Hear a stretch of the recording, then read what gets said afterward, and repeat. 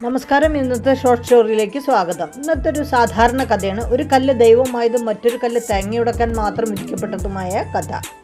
ഒരു ശില്പി ക്ഷേത്രത്തിൽ പ്രതിഷ്ഠിക്കാനായി ഒരു വിഗ്രഹം കൊത്തിയുണ്ടാക്കാൻ തീരുമാനിച്ചു.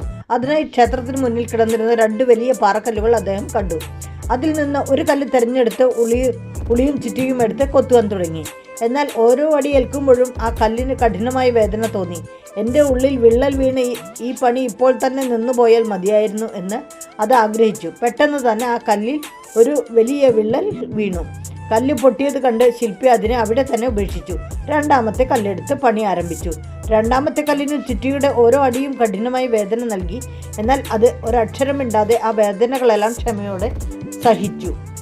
ഒടുവിൽ ആ കല്ല് അതിമനോഹരമായ ഒരു ദേവതാ വിഗ്രഹമായി മാറി. ആ വിഗ്രഹത്തെ ആളുകൾ ശ്രീകോവിലിൽ പ്രതിഷ്ഠിച്ച് ഭക്തിയോടെ പൂജിക്കാനും തുടങ്ങി, തലകുനിക്കാനും തുടങ്ങി. വേദന സഹിക്കാൻ കഴിയാതെ പൊട്ടിപ്പോയ ആദ്യത്തെ കല്ലിന് ക്ഷേത്രത്തിന് പുറത്തു വെച്ചു. ക്ഷേത്രത്തിൽ വരുന്ന ആളുകൾ വിഗ്രഹത്തിന് സമർപ്പിക്കാനായി കൊണ്ടുവരുന്ന തേങ്ങ ഉടയ്ക്കാൻ ആ കല്ലിനെ ഉപയോഗിക്കാൻ തുടങ്ങി. അപ്പോൾ പുറത്തിരുന്ന കല്ല് ശ്രീകോവിലിരിക്കുന്ന വിഗ്രഹത്തെ നോക്കി ദുഃഖത്തോടെ ചിന്തിച്ചു.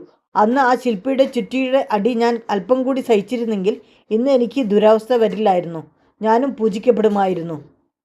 അപ്പോൾ ജീവിതത്തിലെ കഷ്ടപ്പാടുകളും പ്രതിസന്ധികളും കണ്ട് ഒളിച്ചോടുന്നവർ വെറും സാധാരണക്കാരായി ഒതുങ്ങിപ്പോവും. എന്നാൽ വേദനകളും ബുദ്ധിമുട്ടുകളും ക്ഷമയോടെ സഹിച്ച് മുന്നേറുന്നവർ നാളെ മറ്റുള്ളവർ ആദരിക്കുന്ന ഉന്നത സ്ഥാനങ്ങളിലെത്തും. അപ്പോൾ ശില്പിയുടെ ഉള്ളിയുടെ വേദന സഹിച്ച കല്ല് ദൈവമായി മാറി. വേദന ഭയന്ന കല്ല് തേങ്ങയുടയ്ക്കാനുള്ള കല്ലുമായി മാറി. അതുപോലെ ജീവിതത്തിലെ പ്രതിസന്ധികളാണ് നമ്മളെ മൂല്യമുള്ളവരാക്കി മാറ്റുന്നത്.